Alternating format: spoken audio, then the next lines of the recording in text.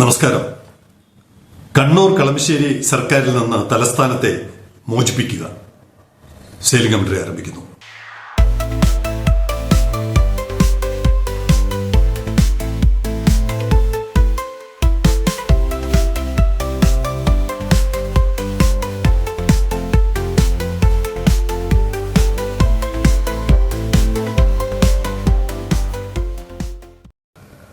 ഇന്നലെ നിരവധി പേർ എനിക്ക് അയച്ചു തന്ന ഒരു വിഷ്വൽ, അത് എന്റെ കോപ്പിറൈറ്റ് പ്രശ്നങ്ങൾ അറിയില്ല, അല്ലെങ്കിൽ ആവശ്യക്കാർക്ക് അത് ഫോർവേഡ് ചെയ്ത് തരാം. തലസ്ഥാനത്ത് നടക്കുന്ന ഫിലിം ഫെസ്റ്റിവൽ ഇവിടെ നിന്ന് എങ്ങനെ അടിച്ചുമാറ്റിക്കൊണ്ട് പോകാം എന്നുള്ളതിനെ കുറിച്ച് കളമശ്ശേരി മന്ത്രി അങ്ങ് വ്യക്തമായി അവതരിപ്പിക്കുകയാണ്. അതിന് നടത്തിയ അന്തർനാടകങ്ങൾ. പണ്ട് കൊച്ചിയിൽ ഒരിക്കൽ ഫിലിം ഫെസ്റ്റിവൽ നടത്തിയിരുന്നു ഒരു തവണ.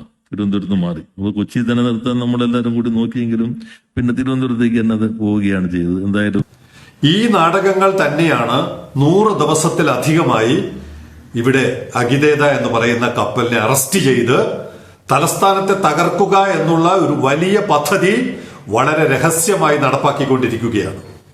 അതിന് ബന്ധപ്പെട്ട കക്ഷികളെല്ലാവരും വേണ്ട സഹായങ്ങൾ ചെയ്തു കൊടുക്കുകയാണ്.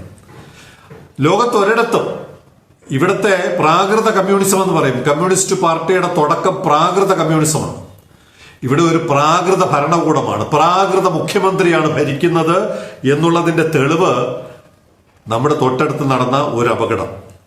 More than a year after Singapore's worst oil spill in a decade, ഒരു വർഷത്തിന് മുമ്പ് അവർക്ക് പതിറ്റാണ്ടുകൾക്കിടയിൽ ആദ്യമായിട്ട് ഇത്രയും രൂക്ഷമായ ഒരു പൊല്യൂഷൻ കപ്പൽ അപകടത്തിൽ നിന്ന് more than a year after Singapore's worst oil spill in a decade. അങ്ങനെ ഒരു അപകടം നടന്നിട്ട് ഒരു വർഷം കഴിഞ്ഞു. ഒരു പതിറ്റാണ്ടിനിടയ്ക്ക് ആദ്യമായിട്ടാണ്. അതിന്റെ ചിത്രങ്ങൾ കണ്ടാൽ നമ്മൾ ഞെട്ടിപ്പോകും. അത്ര വികൃതമായി അവരുടെ കടലും കരയും എല്ലാം കരിഞ്ഞുപോയി. ആ തരത്തിൽ ആ പ്രദേശം കപ്പൽ അപകടമുണ്ടായിട്ട് അവരെടുത്ത നടപടി അറിയുമ്പോഴാണ് ലോകത്തൊരിടത്തുമില്ലാത്ത ഒരു പ്രാകൃത നിയമം ഇവിടെ നടപ്പാക്കാൻ കേരള സർക്കാർ ശ്രമിക്കുന്നത്. കേരള സർക്കാരല്ല, കണ്ണൂർ കളമശ്ശേരി സർക്കാർ ശ്രമിക്കുന്നതെന്ന് തിരുത്തുകയാണ്.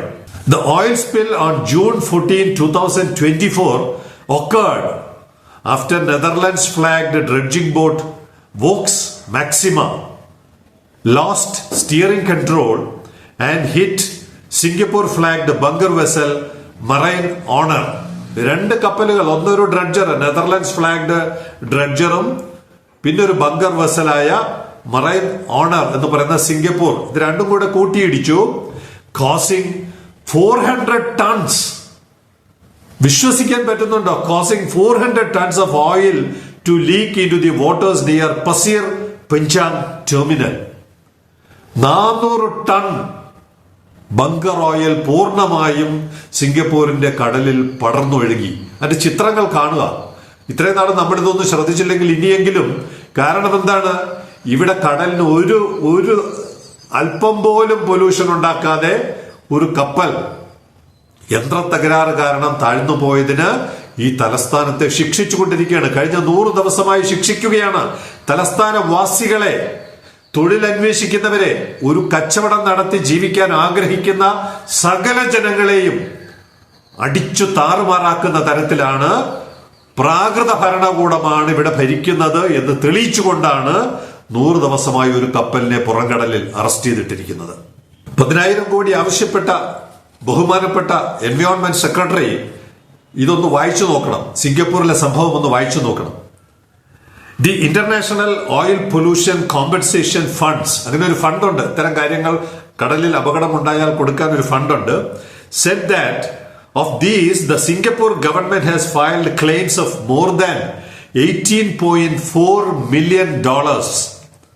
വെറും 160 കോടി രൂപ. സിംഗപ്പൂർ ഗവൺമെന്റ്, ഇവിടെ ഇരിക്കുന്ന പ്രാകൃത ഗവൺമെന്റ് അല്ല സിംഗപ്പൂർ ഗവൺമെന്റ്. അവർക്ക് കാര്യങ്ങൾ നല്ലവണ്ണം അറിയാം. അവരാവശ്യപ്പെട്ടത് വെറും 160 കോടി രൂപയാണ്. സംശയമുണ്ടെങ്കിൽ ആരെങ്കിലും കണക്കൂട്ടി നോക്കുക. $18.4 million for its response efforts to the incident.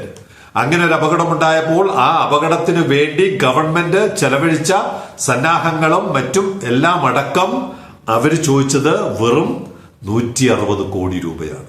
നമ്മുടെ പ്രാകൃത സർക്കാർ ആവശ്യപ്പെട്ടത് എത്രയാണ്? 10,000 കോടി രൂപ.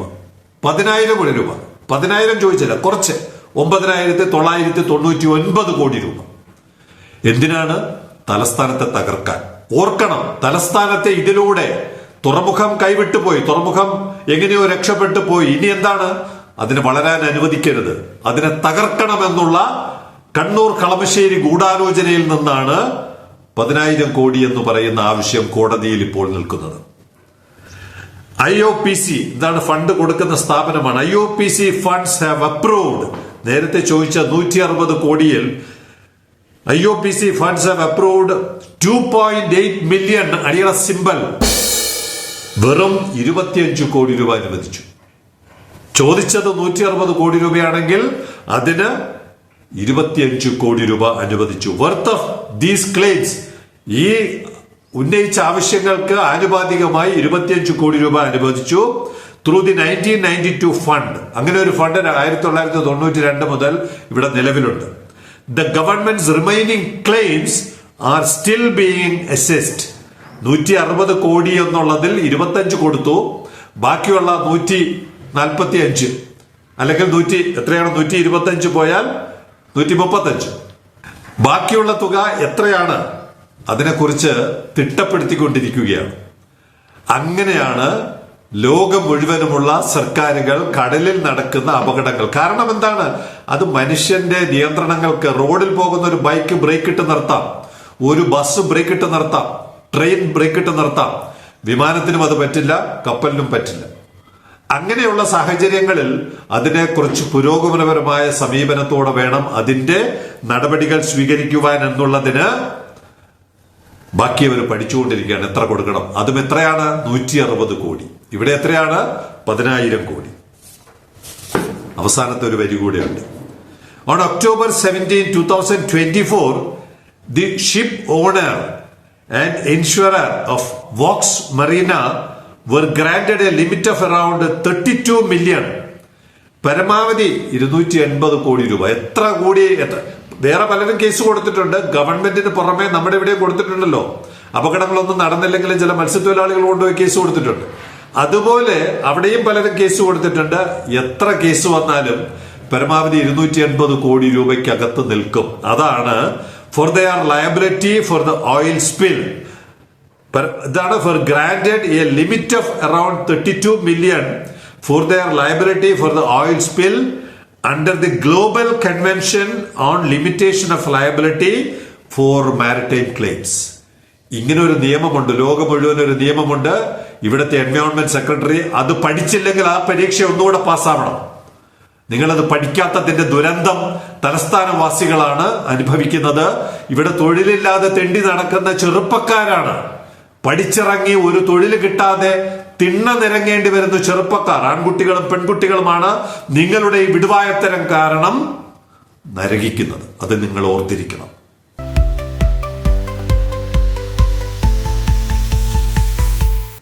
തലസ്ഥാനത്തെ തകർക്കുന്ന കണ്ണൂർ കളമശ്ശേരി പ്രാകൃത സർക്കാരിനെ കുറിച്ച് രാജീവ് കുമാറിന്റെ ഒരു കത്തുണ്ട്. അതുകൂടി വായിച്ചിട്ട് സേലിംഗ് മന്ത്രി അവസാനിപ്പിക്കാം. ട്രിവാൻഡ്രം ആൻഡ് കൊല്ലം 2 സ്ഥലത്തും LDFന് നല്ല വേരുള്ള സ്ഥലങ്ങളാണ്. ബട്ട് കഴിഞ്ഞ 10 വർഷമായി അവർ നാടിന് വേണ്ടി ഒന്നും ചെയ്തിട്ടില്ല. ബാലരാമപുരം കളിയിക്കാവുള്ള റോഡ് വികസനം മാത്രം നോക്കിയാൽ മതി. പിന്നെ ഒരുപാട് കാര്യങ്ങൾ എഴുതാനുണ്ട്. നമ്മുടെ ഒരു കാലത്ത് രാജനഗരമായിരുന്ന ഈ നാടിന് ഈ ഗതി വന്നല്ലോ. വിഷമത്തോടെ നിർത്തുന്നു. പത്മനാഭസ്വാമി ഈ നാടിനെ കാത്തുകൊള്ളണമേ.